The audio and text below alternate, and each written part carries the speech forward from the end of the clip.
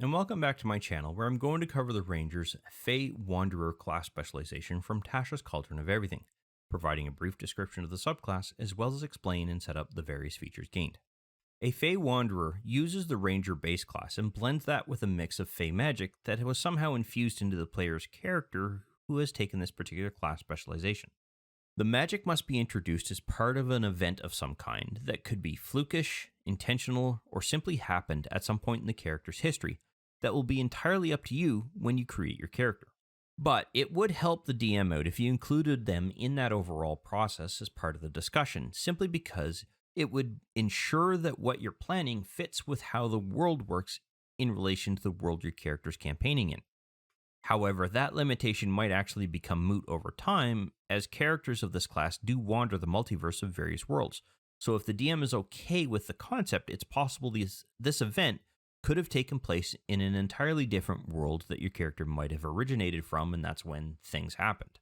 However, as a character progresses through this particular class, there are a number of things that they will gain, including the means to instill fear into foes while bringing happiness to those who need it. As usual, Rangers get to choose their class specialization at level 3, so you will have time to figure out which specialization you wish to take. However, this particular subclass does make use of charisma, so you want to make sure that you actually have a good charisma modifier in order to gain the best benefit. So let's go ahead and level our Ranger up and ensure that we choose Fey Wanderer as our class specialization. Now when you do that, you're going to gain an additional requirement, if you will, when it comes to your actual skills. So I'm just going to choose Deception in this particular case. Now, unfortunately, that prompt bugged out for me, but it is in relation to the Otherworldly Glamour feature here, and it's really applying the proficiency bonuses or proficiency that you're trying to gain from here for one of these three particular skills. You get to choose one of these. So I will cover that a little bit later on when we actually get to that feature. The first feature your character will receive is called Dreadful Strikes, and it allows your character to pull psychic energy from the Fey worlds when your character attacks and apply extra damage if that attack succeeds. The weapon itself does not need to be magical, and can be any melee or ranged weapon your character is proficient in, but when they hit, the amount of damage that weapon will do is increased by 1d4 points of psychic damage when your character first receives this feature. However, at level 11, it will increase to 1d6 points of psychic damage. So let's go ahead and add this to our character's action sheet.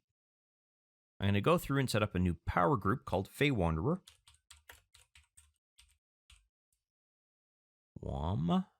Wanderer, there we go. And as we can see here, this is already added when it comes to the initial amount of damage that we're doing. What I want to do is modify this slightly so that it adds in the additional damage later on at a later level. So I'm going to quickly modify this. I'm going to change the name of this to Dreadful Strikes.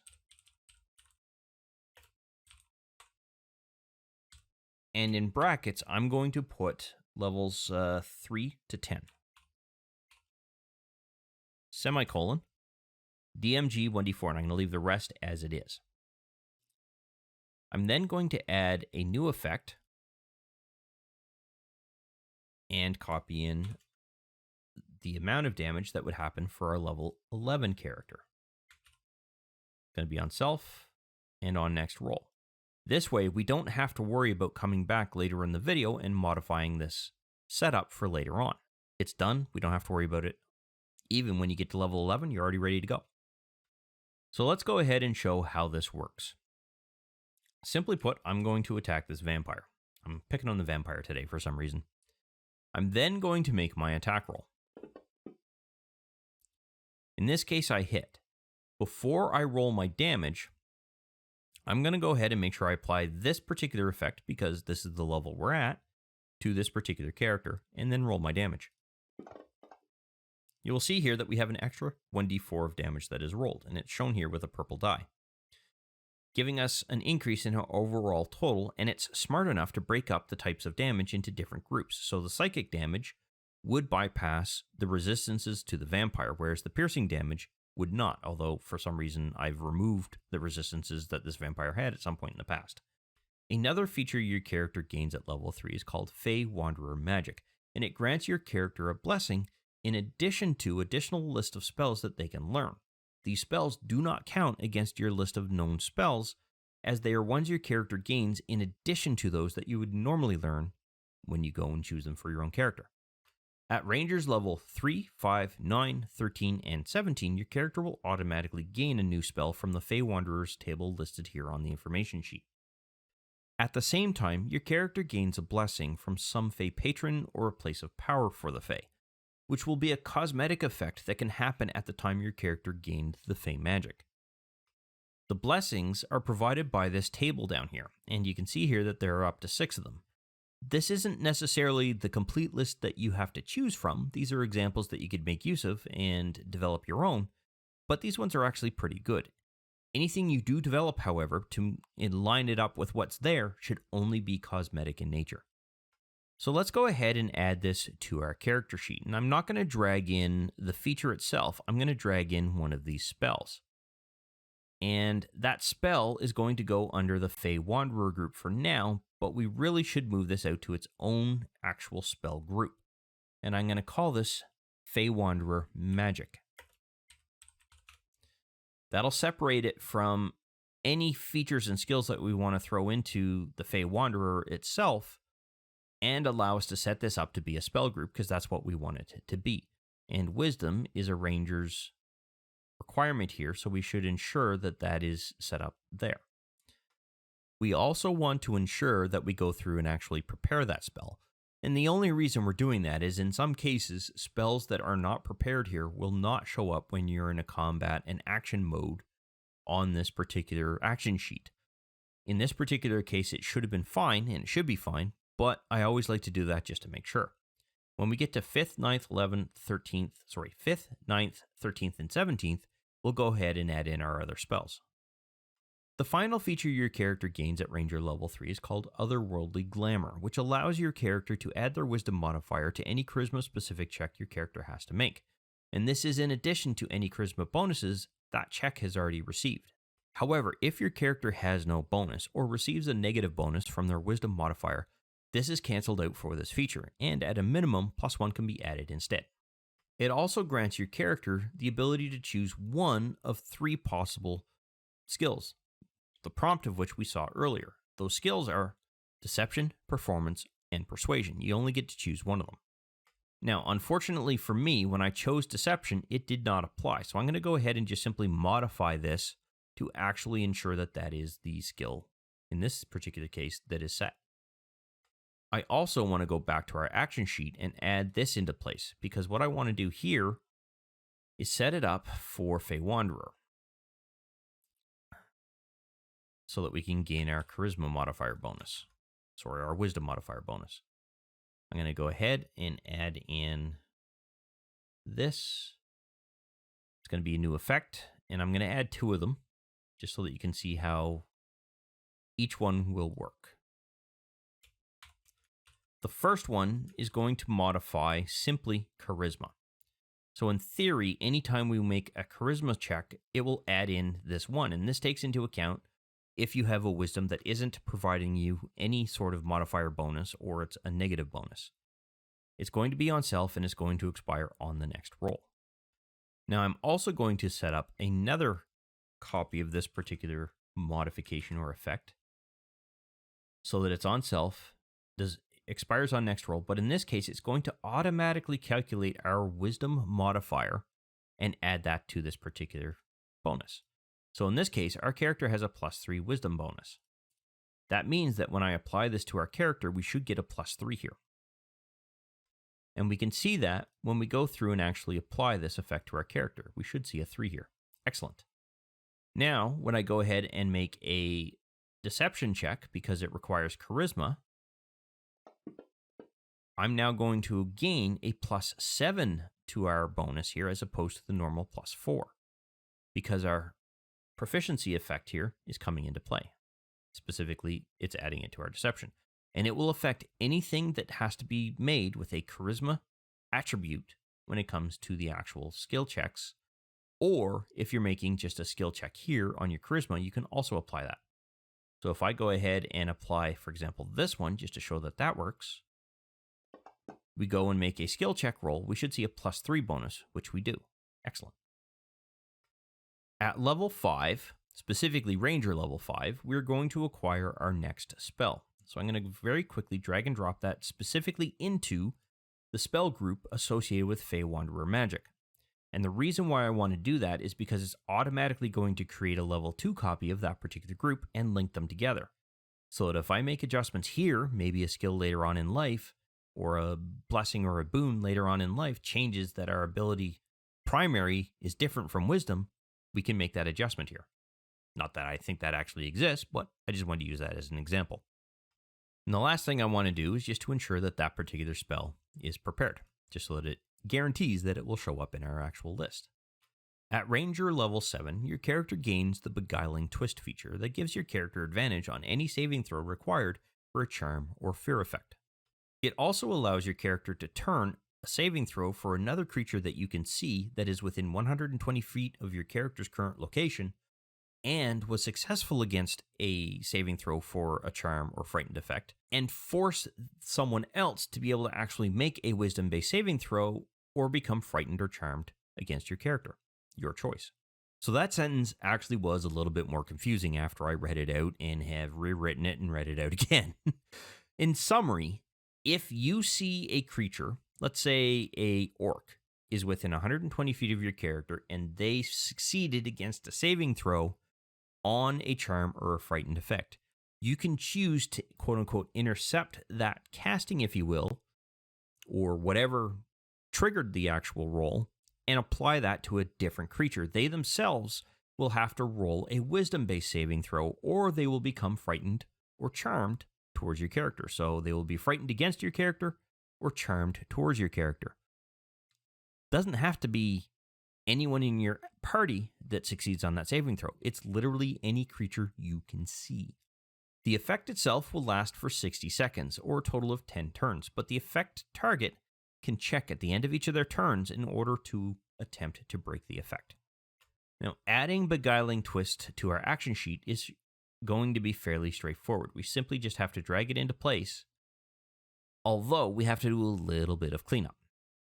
So I'm just going to copy this here, make sure that gets moved down. We do not need 3 copies of Charmed, so I'm going to delete this one. We do need the saving throw, and I'm going to modify this one to be frightened, because that's the other feature. Or sorry, effect, I should say. Now we have Charmed and Frightened set up. Just pop this open so that it auto-corrects on the Wisdom saving throw, but just to be sure, I want to make sure that I set this up to Wisdom as well, and that increases our actual Wisdom saving throw to a much higher number. So sometimes it's actually useful to double check this and make sure that our ability is set appropriately. So let's see if I can more clearly explain how this is going to work. Let's say that the Mind Flayer is going to attempt to frighten ape number 3, and ape 3 manages to succeed on that saving throw. Your character is able to see ape 3. They're, say, 40 feet away from them, and they picked up that there was actually a fear effect that was attempted to be applied against ape 3. We can now actually take that resulting saving throw, if you will, and let's say apply that to the vampire. So I can force that vampire to make a wisdom-based saving throw. In this case, they succeeded, so we do nothing else. But if they had failed, at the time of failure, you can choose whether you charm them or whether you frighten them. It's entirely up to you. I'm going to say I'm going to frighten them in this particular case, and then from this point forward until they break out of that particular effect, although actually we forgot to set the duration, which is 60 seconds.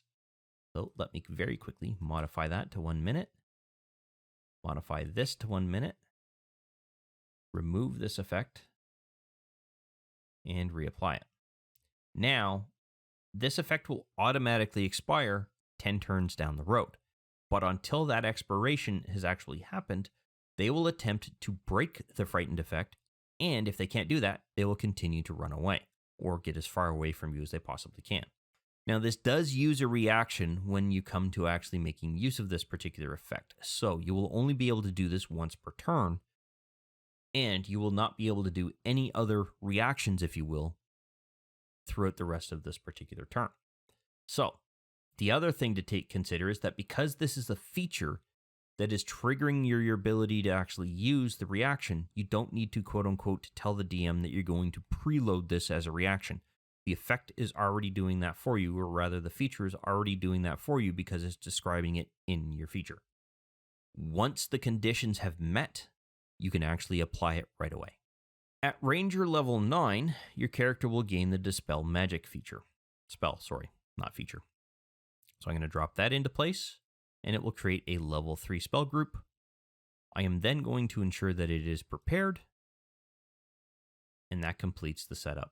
At Ranger level 11, your character will gain the Fey Reinforcements feature that allows your character to summon a Fey ally by gaining access to the Summon Fey spell. Once again, this spell does not count against your known spells list and is another spell your character simply has available to them.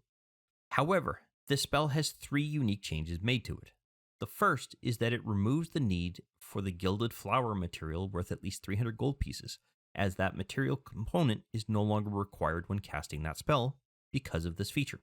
The second is that it can be cast once without expending a spell slot, but when you do it that way, it will require your character to complete a long rest to regain the ability to do so again.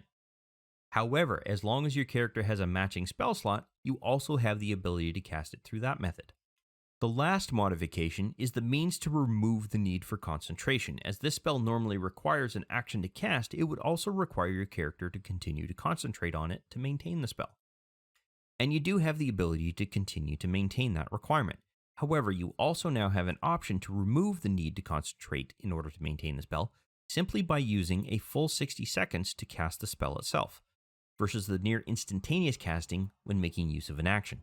And there are going to be 2 ways that I'm going to set up this spell. The first is that I'm going to simply drag this spell into one of our Fey Wanderer magic groups, because the same concept is going to apply. As long as the spell is prepared and available, and as long as you have spell slots, it will always be used. However, I'm also going to drag this down and apply this to our Fey Wanderer group. And you will see here that it is now here. And the reason I'm going to do that is because now I can set this up for 1 daily use. That means that I now have the means to track when I actually use this spell without casting a spell slot, and then have the option to continue to cast this through a spell slot. Now, when your character actually summons that fate creature, the Dungeon Master is going to be sharing a creature sheet with you through their own screen. So I'm not going to show that on screen because I've shown it in previous videos. But the idea will be that it will become available for you for the use of that particular combat round or for the duration that that fate creature remains. At level 13, your character is going to acquire the Dimension Door spell. And in this particular case, I'm just going to make sure that I actually prepare it. Curious as to why it does 46 points of damage. Oh, okay. So it's just a side effect of it. And that's all you have to do to set this particular feature up. Spell up. And finally, at Ranger level 15, your character will gain the Misty Wanderer feature that allows your character to make use of the Misty Step spell without expending any spell slots, but still limiting the number of times this can be done by limiting its number of uses equal to your character's Wisdom modifier. Additionally, your character will be able to use Misty Step with 1 willing creature, and they will appear within 5 feet of where your character lands. And lastly, once the final available use is spent, your character will require a long rest in order to be able to regain all of the spent uses to be able to use this feature again. So let's go ahead and actually set this up. I'm going to drag and drop Misty Wanderer into place because I'm not going to worry about the spell. I don't need to. And where did that go? There it is. So I'm going to quickly grab, where's my Fey Wanderer group? Here it is. Group. Come on, group. There we go. And move that into place. And I can do this a number of times equal to my character's Wisdom modifier, which in this case is 3. So I'm going to go ahead and set this up for 3 daily uses. And now I should have 3 pips here. Now if I spend a use, it will continue to remain until I spend that last use. And it will go away until I complete a long rest in order to regain them. Excellent. So that part is set up. How you use this, you'll have to communicate with the Dungeon Master. That's going to be entirely up to you. Where you're going to come out in relation to on the map and whether you take someone with you. Now, the very last thing that we have to do at level 17 is ensure that we add in the level 17 spell here. So I'm going to quickly go through, find a spell group, and drag and drop this into place. This should create our 5th level spell group. And then all we have to do is ensure it's prepared. And that actually completes everything that we need to do for Fey Wanderer magic. In fact, that completes everything that we need to do to level this particular character up through this subclass.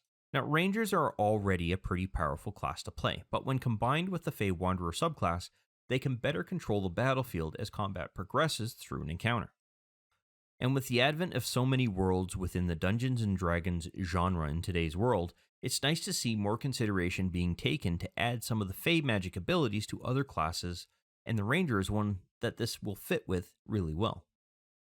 However, this does bring us to the end of this particular video. I hope you found it useful and informative, and I look forward to seeing you in the next one. I wish to thank you for taking the time to watch this particular video. I hope you found it informative and useful to familiarizing yourself with Fantasy Grounds in general, and that you had fun in the process.